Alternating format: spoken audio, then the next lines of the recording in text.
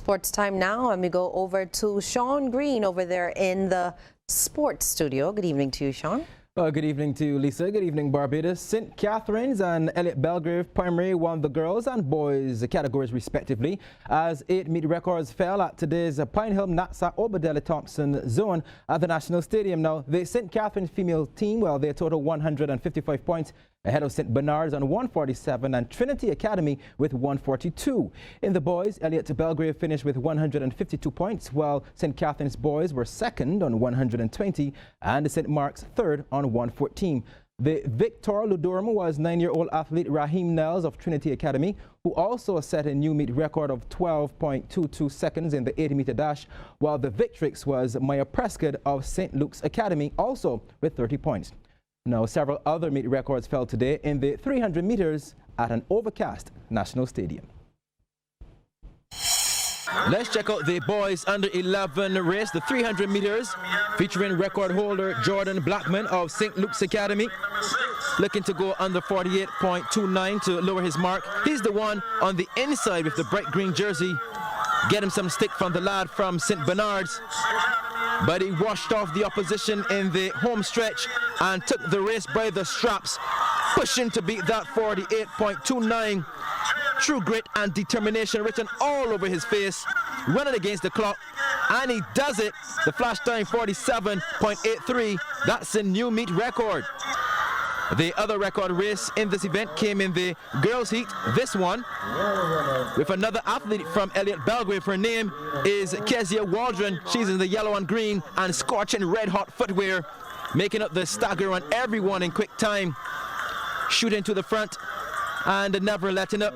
In fact, her only competition in this race was the clock, really, even taking her time around the bend and in the damp conditions, and even then they couldn't catch her as she cruises to the line in record time, stopping the clock at 51.92, another meet record, the O mark being 53.6.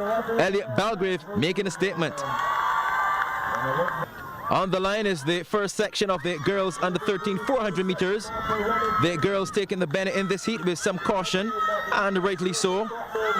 And fast forward to the last few meters of this event, and Equiano Ekechi in the green.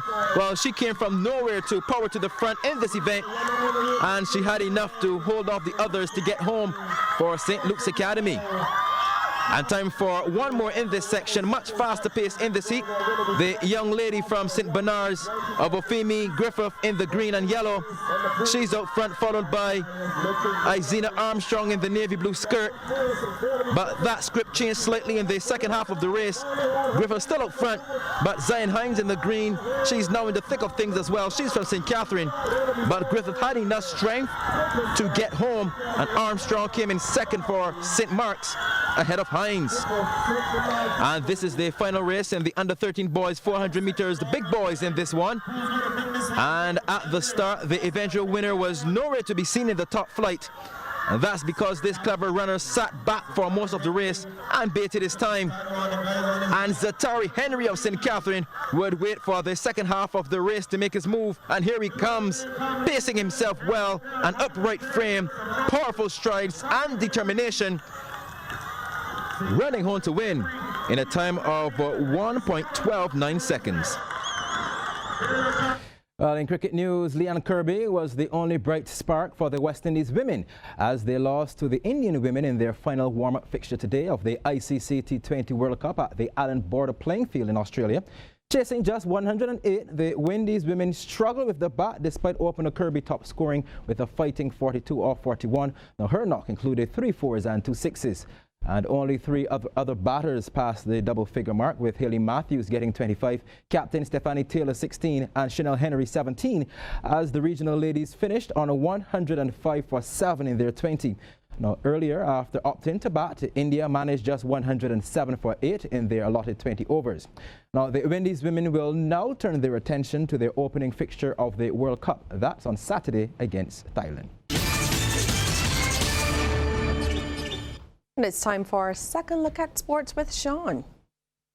Well, thank you very much, Lisa. Well, West Indian cricket legend Sir Curtly Ambrose is now an ambassador for a major children's hospital in Pakistan, and next week the Antiguan Ambrose will be touring the country for the first time in 19 years when the Pakistan Super League bowls off, and he will be a patron for the Umair Sana Foundation Hospital.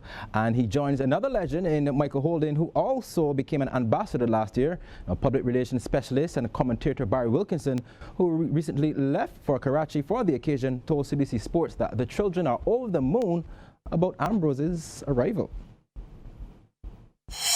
It's a special hospital in Pakistan that have children who have thalassemia.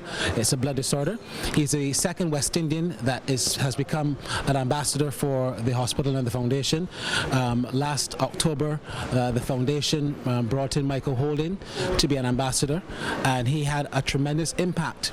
And it was so impactful that they have decided to bring back another West Indian and make him an ambassador for the foundation, Sir Curtly Ambrose. And he's extremely excited about it because this is the first time he's been to Pakistan since 1991, and he sees it as an opportunity not only to go and spread some love to the children, like he will be perhaps on a yearly basis as he's now ambassador for the foundation, but he also will be ensuring that he sits with them, talks to them, and they see him and other West Indians as heroes. So it's a great opportunity for Sir Curtly and also for the children who will be looking forward to this very special occasion. Wilkinson also pointed out that Australian Simon Toffel will return to Pakistan for the first time since 2009 when he was officiating during the Sri Lanka series when terrorists attacked the ground in Lahore. Now, Tufnell did escape injury. Now, as a gesture to hosting Tufnell, the foundation, under the auspices of Dr. Kasif Ansari, will be honoring him and Ambrose at the opening of the PSL in Karachi. Every year they're looking to honor a cricket legend, and they want to ensure that they feel comfortable, they feel at home, and show the world that Pakistan is a safe place to tour. The league is also very much working closely with the Umair Sana Foundation, and I think that when you have children involved, because those kids will have the opportunity to see T20 international cricket, if you want to call it that, for the first time in their own country. They always see it on television, and with Sir Curtly Ambrose now being an ambassador for the foundation, it will be a great opportunity for them to come to the Gaddafi Stadium in Lahore, to come to the National Stadium in Karachi and watch what is going on. Well, Team Barbados leaves to take part in this year's Ioana Swimming Championships in Peru this weekend. More details in this report. This young and determined team is ready to take on the best swimmers from the region this coming weekend. The manager is Sharon Small. The makeup of the team is 19 members. They range from 11 to 12 to 15 to 17. There are 3 11 to 12 boys, 5 11 to 12 girls, 1 13 to 14 boy, 5 13 to 14 girls, 1 15 to 17 girl, and 4 15 to 17 boys. Assistant coach Henderson Clark says that this team has plenty depth and should do quite well. The 13 to 14 girls, it is solid a lot. We have 5 of them who is very strong. They're not having weak spots there, so we are keeping our fingers crossed there for individual medals in some cases, and really it's because they have a lot of depth in those 13 to 14 girls. The male captain is Nkosi Dunwoody.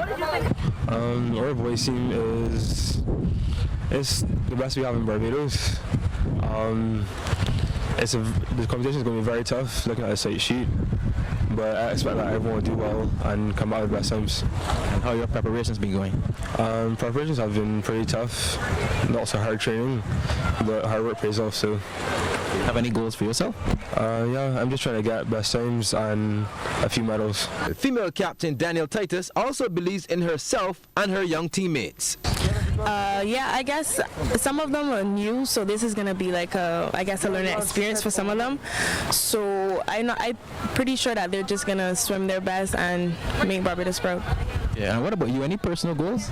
Yes, I do. I have personal goals. I would like to at least medal because I'm in 2nd position in the 100 back and I'm 4th in the 50.